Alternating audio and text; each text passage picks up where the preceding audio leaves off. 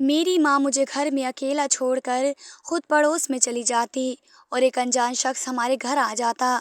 कुछ दिन बाद मेरा पेट अचानक से बढ़ने लगा। समझ नहीं आ रहा था कि मेरे साथ क्या हो रहा है, क्योंकि मैं बहुत छोटी और नासमझ थी। फिर एक दिन मोहल्ले की 7 औरतें हमारे घर में घुस आई और मेरी माँ को कुछ बताने लगी। तब सबको पता चला कि मेरे पेट में तो मेरा नाम मनीषा है। मैं अपने माँ-बाप की लाडली थी। मेरे बाबा मुझसे बहुत प्यार करते थे। मेरे माँ-बाप ने पसंद की शादी की थी। वे मेरी माँ की मोहब्बत में पागल थे, इतने पागल के काम पर भी नहीं जाते।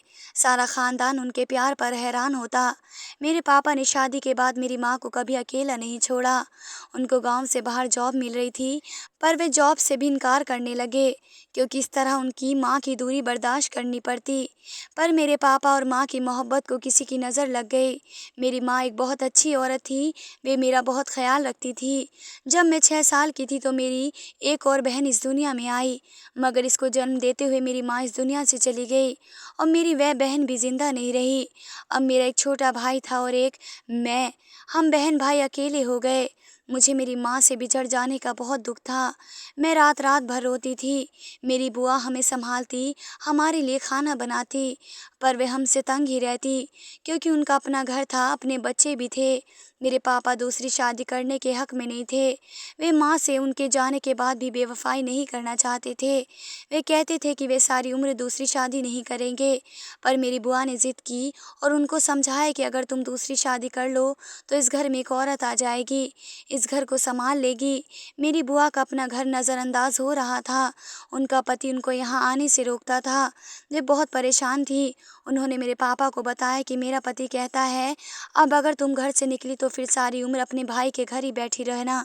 मेरा घर बचा लो भाई और अपना घर बसा लो। तुम्हारे बच्चे अभी बहुत छोटे हैं, उनको एक माँ की ज़रूरत है। ये घर फिर से आबाद हो जाएगा। पापा नहीं मान रहे थे, लेकिन फिर ज़बरदस्ती बुआ ने उनकी शादी करवा दी, क्योंकि बुआ के घर का सवाल था। हमारे घर में हमारी सौतेली माँ आ गई। मेरे पापा ने उनको पहले ही दिन समझा दिया, मैंने ये शादी सिर्फ़ अपने बच्चों के लिए की है। आज से ये तुम्हारी भी ज़िम्मेदारी है। तुमने उनको सँभालना है, उनको पालना है और उनका बहुत ख़्याल रखना है। बाकी मेरा कोई रिश्ता नहीं होगा, ना कोई ताल्लुक़ होगा। मैं अपनी पहली बीवी को भूल नहीं सकता और मैं अपने बच्चों के मामले में किसी तरह की कोई भी गलतियाँ बर्दाश्त नहीं करूँगा। शुरू-शुरू में तो हमारी सौतेली माँ ने हमारा बहुत ध्यान रखा और पापा का भी ख़्याल रखने की कोशिश करती, उनके लिए तैयार होती, कोशिश करती कि किसी तरह उनकी तवज्जो हासिल कर सके।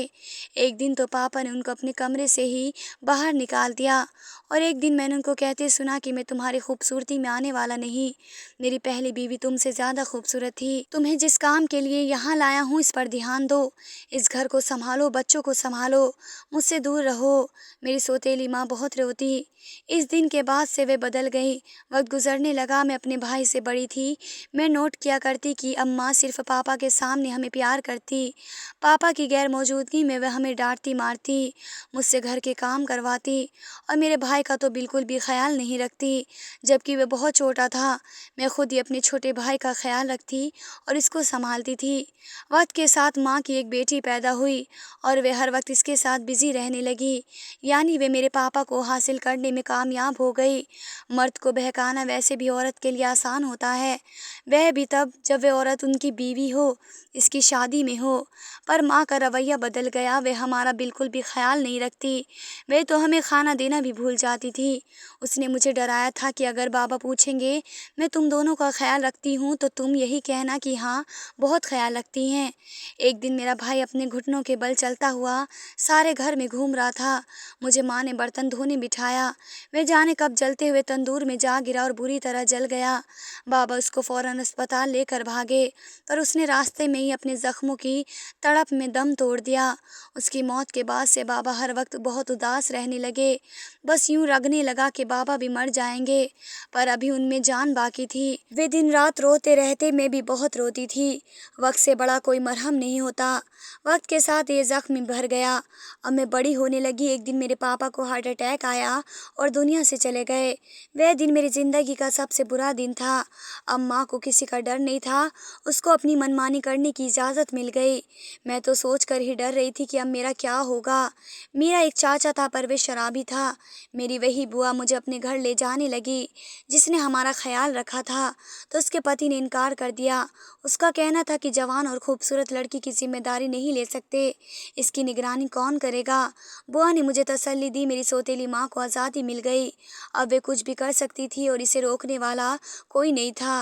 वे मुझ पर बहुत जुल्म करती थी। अब इस घर में मेरी औकात एक नौकरानी से ज़्यादा नहीं रही। मुझे वक्त पर खाना नहीं मिलता था। एक दिन रात मुझे डांटती रहती, मुझसे काम भी करवाती और मेरे साथ जानवरों जैसा सलूक करती। हमारे घर में माँ का एक कज़न आया करता था। इसका आना जाना तब भी था जब माँ की मेरे पापा से नई नई शादी हुई थी। वे तब भी इससे बहुत हंस हंस कर बातें करते थे और हमेशा मेरे पापा की गैर मौजूदगी में ही आता। पर तब मैं छोटी बच्ची थी, इसलिए ऐसी चीज़ों को ज़्यादा नोट नहीं करती थी। और अब पापा के जाने के बाद तो वे शख्स हर दूसरे दिन हमारे घर में मौजूद होता। इसकी शक्ल से वह बहुत अजीब सा शख्स लगता। मुझे इससे बहुत डर लगता था। एक दिन उसने मेरी तरफ देख कर कहा कि बड़ी होकर कयामत बन जाओगी। मुझे उस आदमी की बातें, हरकतें, बोलने का अंदाज, सब कुछ ही ज़हर लगता। वे बहुत अजीब और घटिया किस्म का इंसान लगता था। माँ भी अब बदल सी गई। वे इसके आने से पहले खूब सज धज कर बैठ जाती और बहुत खुश रहती। अब तो वह आदमी रातों को भी हमारे घर रहने लगा। सुबह सुबह जाग जाता और ऐसे हुक्म चलाता जैसे इस घर का मालिक हो। पापा के जाने के बाद हमारे घर के हालात भी अच्छे नहीं थे। माँ दिन के वक्त लोगों के घरों में काम करने निकल जाती और शाम को वापस आती। मैं सारा दिन घर में अकेली होती। वे अपनी बेटी को भी साथ ले जाती। मुझे पता नहीं होता था कि वे कहाँ जाती हैं, कब आती हैं। कभी कभी तो वे अचानक ही निकल जाती, ना वक्त देखती, ना वापस आने का बता कर जाती। छुट्टी के दिन भी निकल जाती थी और शाम तक घर से बाहर रहती। मैं अक्सर घर में अकेली होती और मुझे अकेले रहने से बहुत डर लगता था। मुझे इस शख्स की नज़रों से खौफ आता था। अगर मैं घर में अकेली होती और ऐसे में कभी वह आ जाता तो मुझे बहुत अजीब नज़रों से देखता। बार बार मुझसे पानी मंगवाया करता, गिलास पकड़ते हुए मेरे हाथ को छूता। कभी मुझे सर से पाँव तक देखता रहता। कभी मैं देखती कि वे मेरे पीछे पीछे आता। मैं खुद को कमरे में बंद कर लेती। मुझे इसके हंसने की आवाज़ आने लगती, जैसे मैं किसी सपने ख्वाब में हूँ, पर मेरी आँख नहीं खुल रही थी। इससे बहुत डर लगता था। एक बार ऐसा हुआ कि मैं घर में अकेली थी, तो उसने मौका देकर मुझे अपने पास बुलाया। पहले मेरी तारीफ़ करता रहा और फिर मुझे अपने पास से जाने नहीं दे रहा था। कभी मुझे बातों में लगाने की कोशिश करता, तो कभी बार बार नए नए मुद्दों पर बातें करता। और अचानक उसने मेरे हाथ बहुत मजबूती से पकड़ लिए और मुझे अपनी हवस का निशाना बना डाला। उसने मुझसे मेरी सबसे कीमती चीज़ छीन ली और मुझे इस दिन बर्बाद कर डाला। मैं बहुत बुरी हालत में थी। इस उम्र में तो मुझे ये भी नहीं पता था कि मेरे साथ दुनिया का सबसे बड़ा जुल्म हुआ है। मैंने शोर मचाया कि मैं सबको सच बता दूंगी, तो वह हंसने लगा और कहने लगा कि तेरी बात पर कौन यकीन करेगा। अपनी माँ को तो जानती है, वे कभी तेरी बात पर नहीं मानेंगी। पर अगर तूने किसी को ये बात बताने की कोशिश की तो मैं सारा इल्ज़ाम तुझ पर लगा दूंगा। तेरी माँ तो तुझे मार मार कर तेरी जान निकाल देंगी, क्योंकि तेरी वजह से वे बदनाम होंगी। इसने मुझे डरा धमका कर खामोश करवा दिया। मैं इस वक्त बच्ची थी, मैं भी बहुत डर गई। इसी तरह एक महीना गुजर गया। मेरी तबीयत बहुत ख़राब रहने लगी। कभी कभी तो खड़े खड़े ही सर चकराने लगता और मैं बेहोश हो जाती। अस्पताल दूर था, माँ मुझे वहाँ नहीं ले जाती थी। कभी मेरे मुंह पर पानी डालती तो कभी मुझे तेज़ खुशबूदार परफ्यूम सुंघा देती।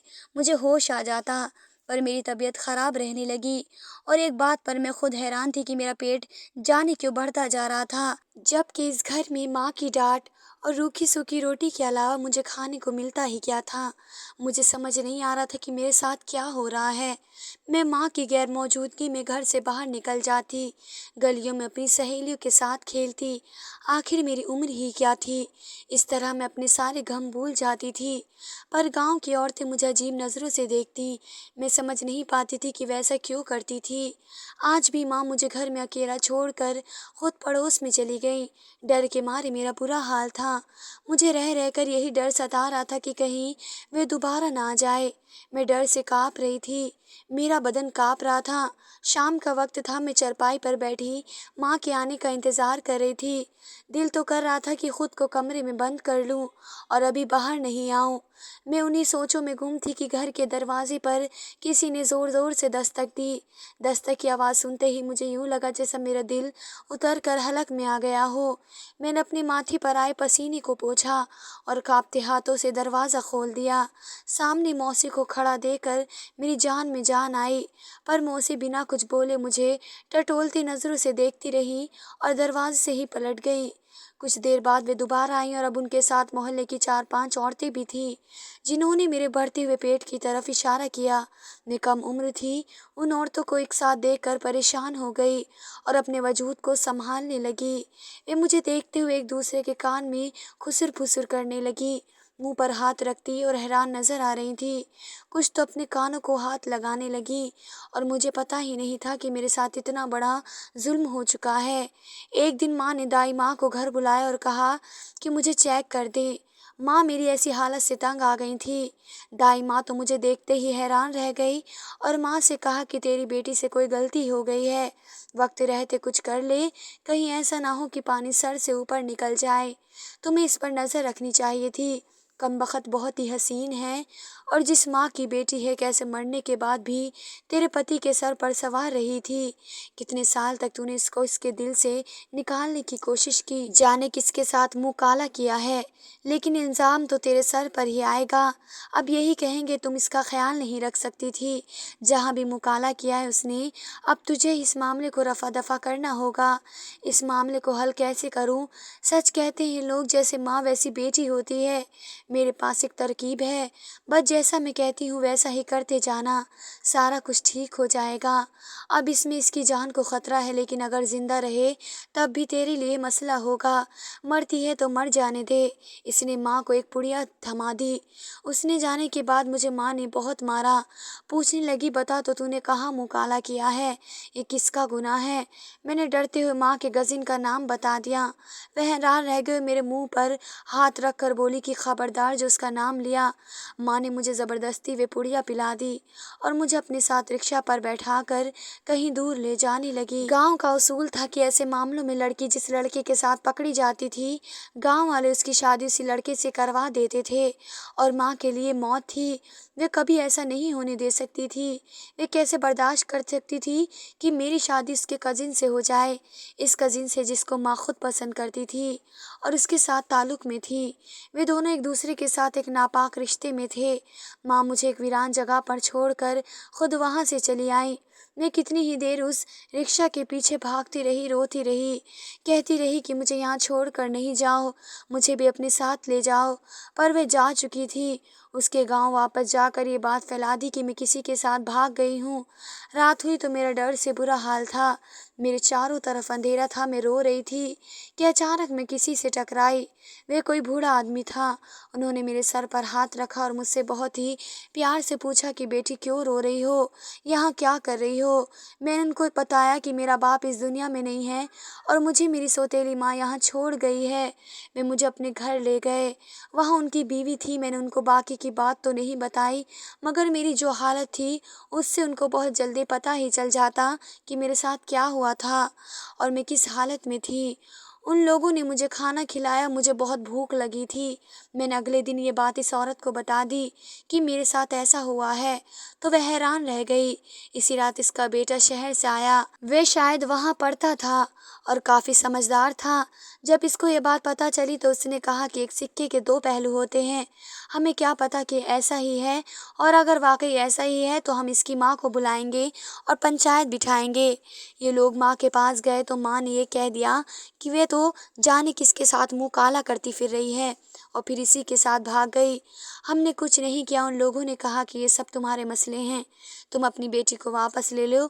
तो माँ ने मुझे कबूल करने से साफ इनकार कर दिया और बोली कि इसका साथ जो मर्जी करो, जहाँ मर्जी रखो या ना रखो, मुझे कोई फ़र्क नहीं पड़ता।